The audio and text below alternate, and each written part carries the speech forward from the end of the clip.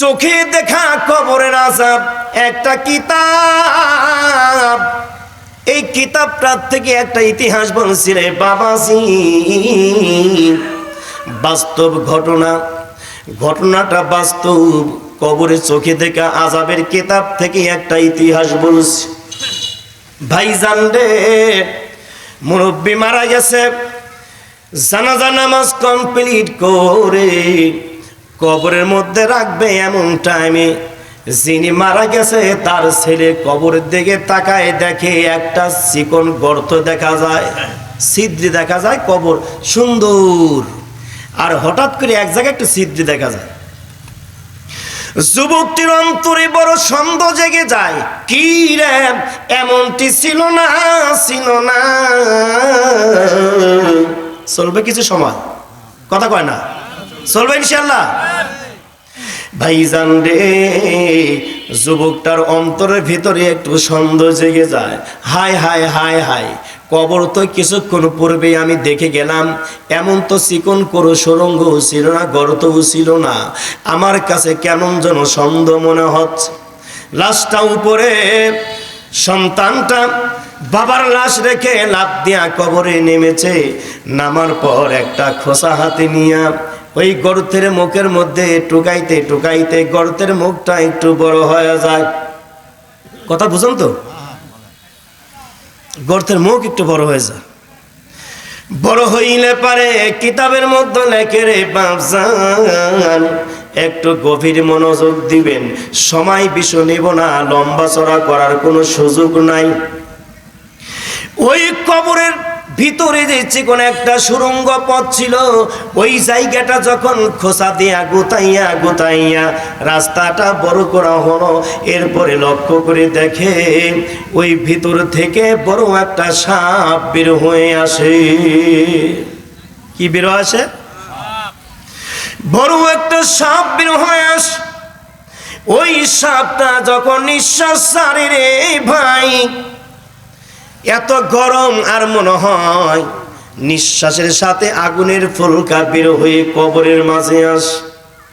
এই দৃশ্য দেখে ওই যুবক কবর থেকে একটা লাফ দিয়ে উপরে উঠছে রে ভাই। কবরের পাশে যারা ছিল, যারা লক্ষ্য করেছে, তারাও সাপটা দেখেছে, কিন্তু এমন সাপ দুনিয়ায় কোনোদিন দেখেও না, দেখা যায় না। অবস্থা ভালো না খারাপ? এই অবস্থা দেখলে এখনো যুবক কান্দে আর বলে, ও মুরব্বীরা, ও ইমাম সাহেব, ও আমার এলাকাবাসী,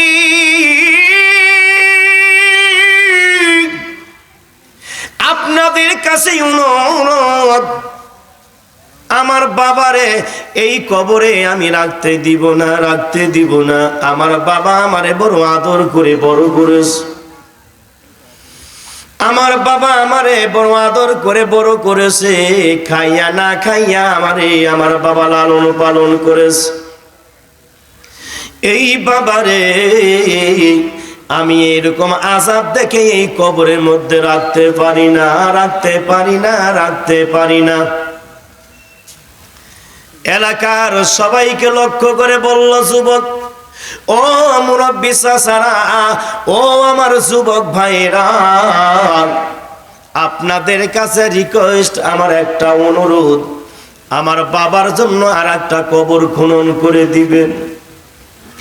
ভাইজান রে, আমার কত জটিল কাহিনী রে ভাই। চোখে দেখা কবরে আযাব কিতাব থেকে সরাসরি আপনাদেরকে রিলি করে শোনানো হচ্ছে, বলি সুবহানাল্লাহ।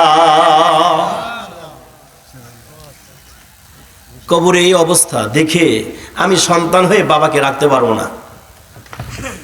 দয়া করে আমার বাবার জন্য একটা কবর খনন করে দেন না আপনারা। যুবকরা বলতেছে, ও ভাই চিন্তা করবেন না, আপনার বাবার জন্য আর একটা কবর খনন করে দিব, এতে যত কষ্ট হোক আমাদের কাছেও বড় ভয়ানক মনে হচ্ছে। সাপ দেখে কি কবরে লাশ রাখা যায়? বড় টেনশন। কিতাবের মধ্যে লেখে আর একটা কবর খনন করা হলো।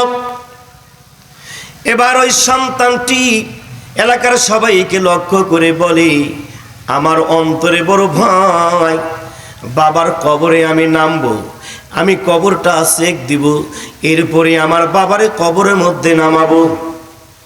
ও ভাই মুসলমান, তাই করা হলো। যুবক বাবার লাশ উপরে রাখলো, রাখার পরে কবরে লাফ দিয়া নামলো।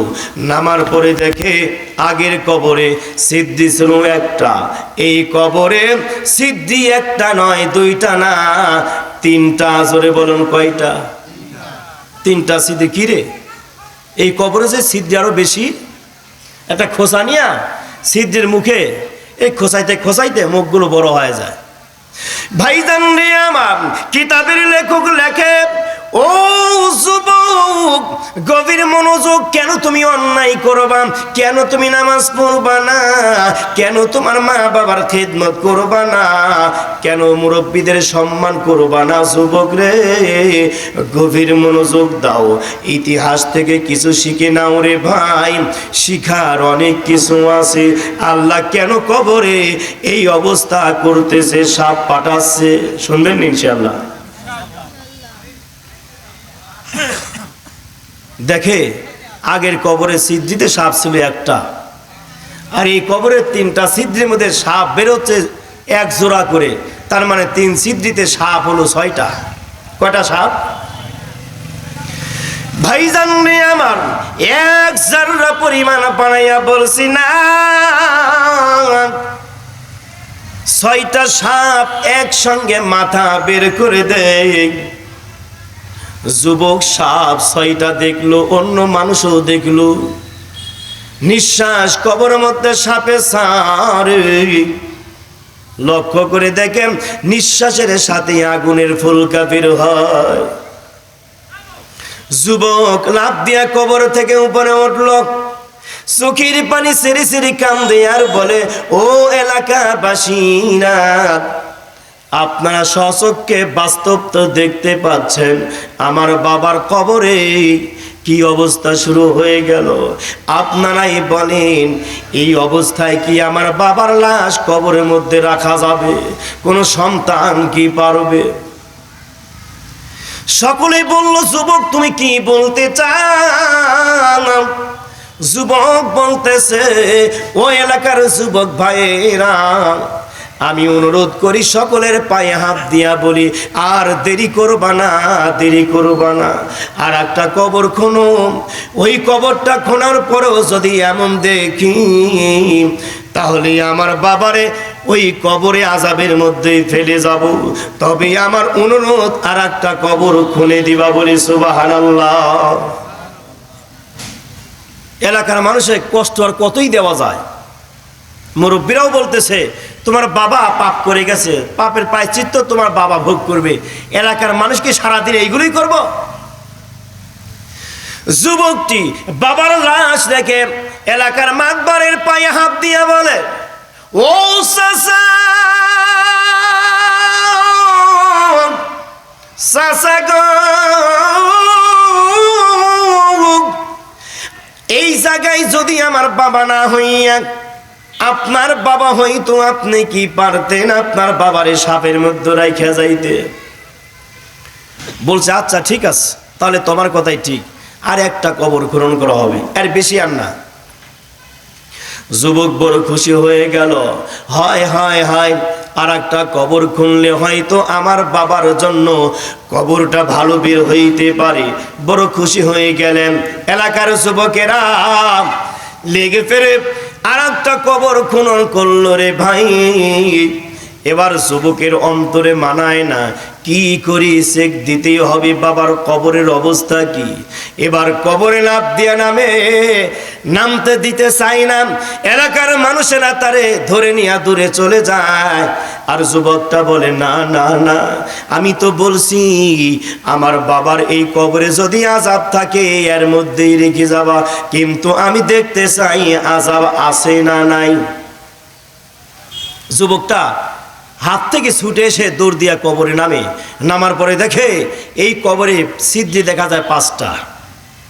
কয়টা ভাই? এই 5টা সিদ্ধি দেখলে পারে যুবক বাবার লাশ উপরে এই 5টা সিদ্ধি দেখলে ইতিপূর্বে 2টা কবরের সিদ্ধির কথা মনে পড়ে যায়। এবার একটা খোসা নিয়া এই 5টা সিদ্ধির মুখের মধ্যে একটু খোসাইয়া মুখটা বড় করে লক্ষ্য করে দেখে, আহারে এই 5টা সিদ্ধি দিয়া আগের কবরে একটা সিদ্ধিতে একটা সর্প ছিল, পরের কবরে মানে মাঝখানের কবরে 3টা সিদ্ধিতে 2টা করে সর্প ছিল। আর এই সিদ্ধি দিয়া দেখা যায় একটা না 2টা না, শত শত সাপ আর বিচ্ছু। চিল্লায় বলি নাউজুবিল্লাহ। পেরেশান, লাফ দিয়ে উপরে উঠছে। এলাকার মানুষের দেখে সকলেই ভয়, হাই হাই এত বিষাক্ত সাপ, এর মধ্যে রাখা যায় লাশ? ছেলেটাকে বলতেছে, বাবা এবার তুমি কি বলবা বলো। ছেলে বলছে, আমার বাবাকে এখানে রাখতে দেব না, প্রয়োজন উপরেই থাকবে, এই কবরে বাবাকে রাখতে দেব না আমি। সকলেই বলছেন ওই ছেলেটারে ধরো, হাত পা বান্ধব, অনেক গাছের সাথে বেঁধে ফেলে দাও। সারাদিন এলাকার মানুষ কি রং করব? কি সময় লাগে না কবর খনন করতে? সারাদিন কি আমরা এইগুলো করব?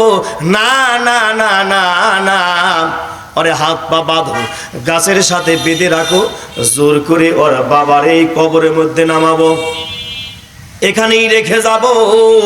সারাদিন এইগুলো তামসা করতে পারবো না, পারবো না। যুবক হাউমাউ করে চিৎকার দিয়া কান্দে আর বলে, ও গ্রামবাসী, আল্লাহর দোহাই লাগে, খবরদার খবরদার, আমার বাবার কবরের অবস্থা বড় ভালো না রে, ভালো না, ভালো না। আমার বাবার কবরে আমার বাবারে রাইখো না, উপরে রাইখা তোমরা চলে যাও। তোমাদেরকে জোর করি না আমার বাবারে কবরে রাখতে, সকলেই চলে যাও, চলে যাও। অনুরোধ করি, পা ধরে বলি, কেউ আমার বাবারে কবরে রাইখো না। অনেক গাছের সাথে বেঁধে ফেলছে। যতই অনুরোধ করে এলাকাবাসী বলছে, তোমার অনুরোধের কাজ হবে না। পরপর কবর খুঁজছে কয়টা ভাই? 3টা। হুহা কিছু বলেন, কয়টা? কয়টা? 3টা। এলাকার মানুষ এই যুবককে গাছের সাথে বেঁধে রেখেছে। বেঁধে রাখার পর এবার লাশটা নিয়া কবরের মধ্যে রাখবে। এমন টাইমে লক্ষ্য করে দেখে দূর থেকে একজন লোক ঘাড়ে কি যেন দেখা যায়, শাবল বা কোদালের মতো। আবার দেখে চুলগুলো বাবরিওয়ালা, শরীরের পোশাকটা বড় সুন্দর সাদা। ওই মুরব্বী দূর থেকে উচ্চ কণ্ঠে বলতেছে, না না না, তোমরা লাশটা কবরের মধ্যে রাখো না।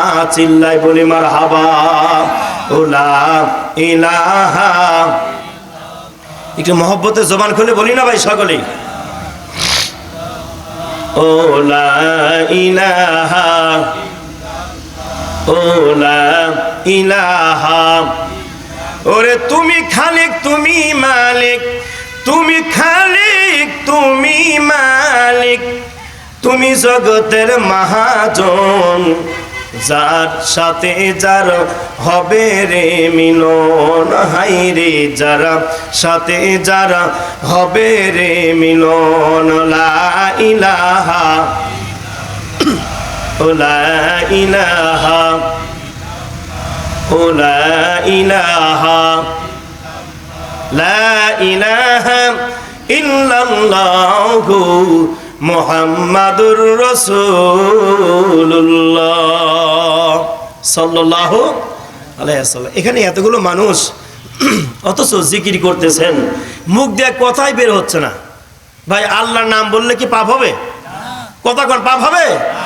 তো জিকির করেন না, ব্যাপারটা বুঝি না। আল্লাহর নাম বলতেও আপনারা এত কৃপণতা করতেছেন। উচ্চ আওয়াজে বলা যাবে ইনশাআল্লাহ। কি হয়নি ভাই? খাওয়া দাওয়া হয়নি নাকি? ঠিকই বলছেন, খাওয়া দাওয়া হয়নি। আল্লাহর নাম, আল্লাহ ভাই এদিকে কেয়ার করি ভাই। আল্লাহর নাম যখন বলবো, জোরে বললে আল্লাহ অখুশি হবে নাকি? হ্যাঁ, আপনাদের কথা কন না রে ভাই, কিছু বুঝি না। খুশি হবে আল্লাহ? চেয়ারম্যানের মিছিল করলেন, ডাব মার্কা, কচু মার্কা, চাপড়া মার্কা, হরিণ মার্কা, রিক্সা মার্কা। চেয়ারম্যান যদি শুনে ও অমুক এলাকার থেকে আওয়াজ আমি বাড়িতে বসে বসে পাচ্ছি, খুশি হবে না রাগ হবে? আপনি জিকির করলে আল্লাহ খুশি হবে না? চেয়ারম্যান খুশি হইয়া আপনার সর্বোচ্চ 1 কাপ চা, কিছু মুড়ি অথবা 50টা টাকা বা 100 টাকা দিবে, এই তো, এর বেশি আর কিছু দিবে? আর আল্লাহ খুশি হলে কি দিবে? জান্নাত। সুবহানাল্লাহ কয় না? জোরে বলা হবে সুবহানাল্লাহ। আল্লাহ খুশি হলে আল্লাহ কি দিবেন? জোরে কোন কি দিবেন? জান্নাত। চাই না কে কে? দুইটা হাত দেখি ভাই, কে কে চাই না ভাই? আস্তাগফিরুল্লাহ, আস্তাগফিরুল্লাহ। এই তো, এই সন্ধ্যা রাত্রেই আপনারা হুজুরকে মাতাল হয়ে গেছেন। হ্যাঁ, জান্নাত কে কে চাই না ভাই? দেখি দুইটা হাত দেখি। ও, এখন বুঝতে পারছেন, এত সময় বুঝেননি। আমরা সকলেই জান্নাত চাই, আমিন বলি। এমনি এমনি জান্নাত পাওয়া যাবে? কয় না এমনি এমনি জান্নাত পাওয়া যাবে? পায়ের স্বাদ হয় কখন? দুধ বেশি দিলে, মশলা ময় মশলা বেশি দিলে, দামি চাউল দিলে পায়েস কি হয়? স্বাদ হয়। গোশত তরকারি স্বাদ হয় কখন? ভালো তেল দিবেন, ময় মশলা বেশি দিবেন। নাকি এমনি এমনি স্বাদ হবে? আপনি এত দামি জান্নাত পাবেন, এমনি এমনি পাওয়া যাবে? কথা কয় না? আমরা জান্নাত চাই আল্লাহর দয়া পেয়ে। কার দয়া পেয়ে? আল্লাহ দয়া করবে কখন? যখন বান্দার উপরে খুশি থাকবেন। আল্লাহ খুশি করে যাবেন ইনশাআল্লাহ।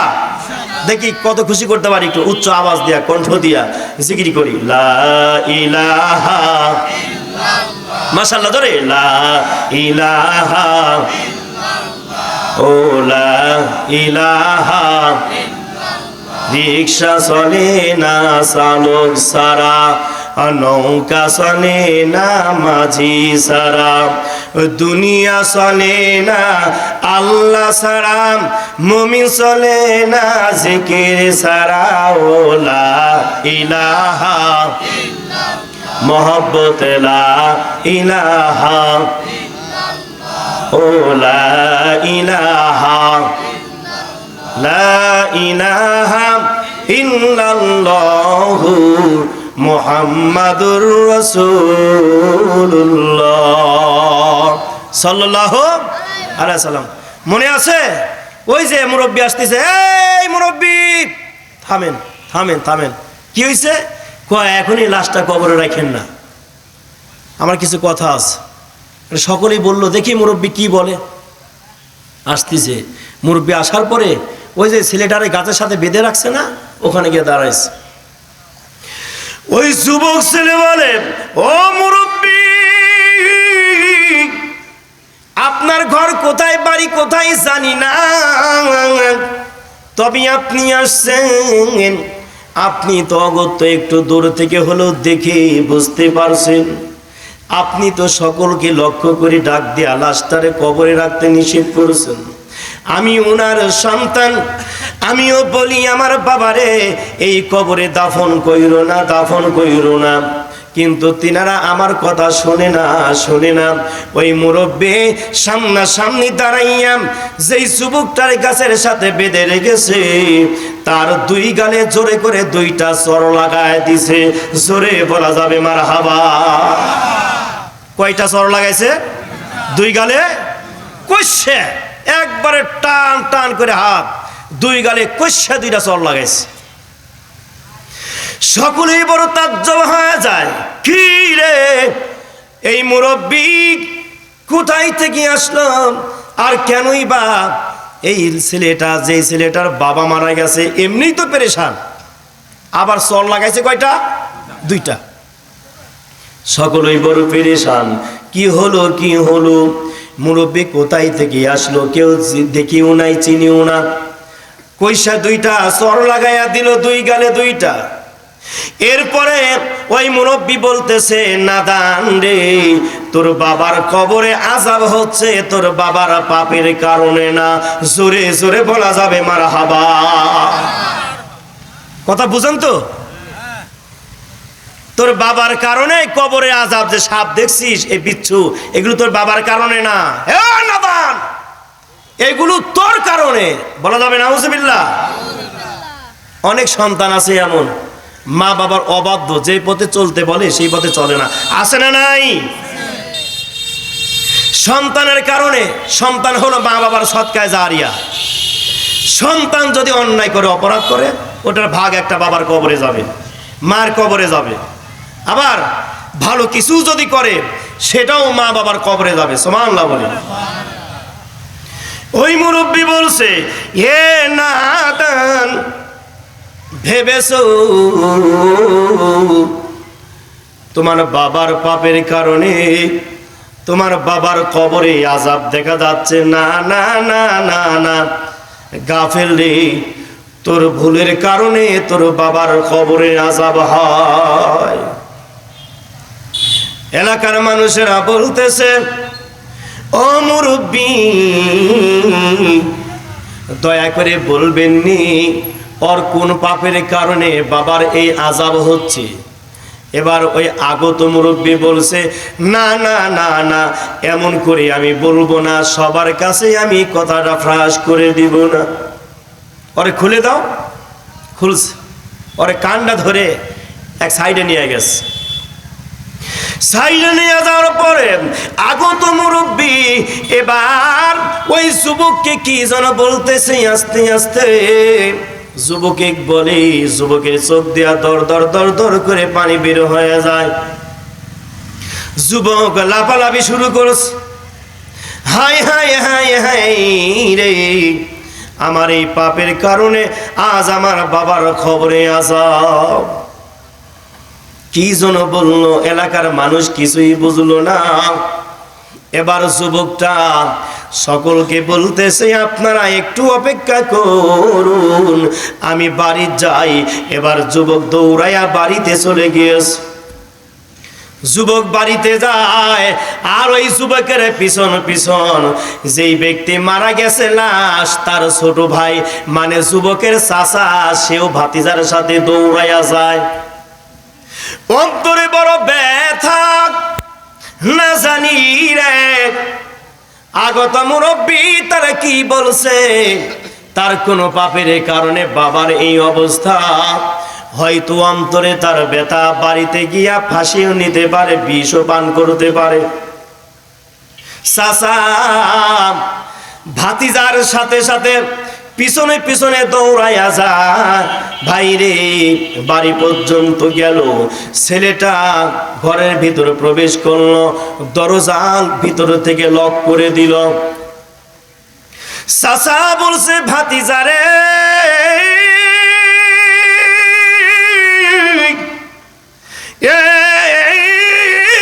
ভাতিজা,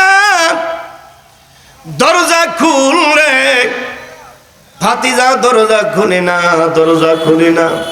চাচা বড় পেরেশান, না জানি ঘরের মধ্যে যেহেতু ভিতর থেকে দরজা লাগাই দিছে, আত্মহত্যাই করে নাকি, এমন কি অন্যায় সেই করছে। ভাইজান রে আমার, চাচা ঘরের চতুর্দিক দিয়ে খালি দৌড়ায় আর বলে, বাবা রে ঘরের দরজা খুল, দরজা খুল, দরজা খুল। ঘরের দরজা খুলে না। ভাতিজা গোসলখানায় গিয়েছে, চাচা খানি দৌড়ায়, না জানি ভাতিজার কি হয়ে যাবে। এবার গোসলখানার থেকে কল কল কল কল করে পানির আওয়াজ কানে আসতেছে। সুবহানাল্লাহ বলা যাবে? পানির আওয়াজ কানে আসে। চাচা ভাবলো, কি রে, গোসলখানায় পানির আওয়াজ, তাহলে হয়তো মনে হয় গোসল করতেছে। কি করি জানালার ছোট্ট একটা ছিদ্রি পেল। এবার ছিদ্রি দিয়া ভিতরে তাকাইল রে ভাই, কোন রকম সামান্য একটু দেখা যায়, খালি কানে আওয়াজ আসতেছে গোসলখানা থেকে। ঘরের ভিতর পুরাটাই ফাঁকা, কোনো মানুষজন নাই।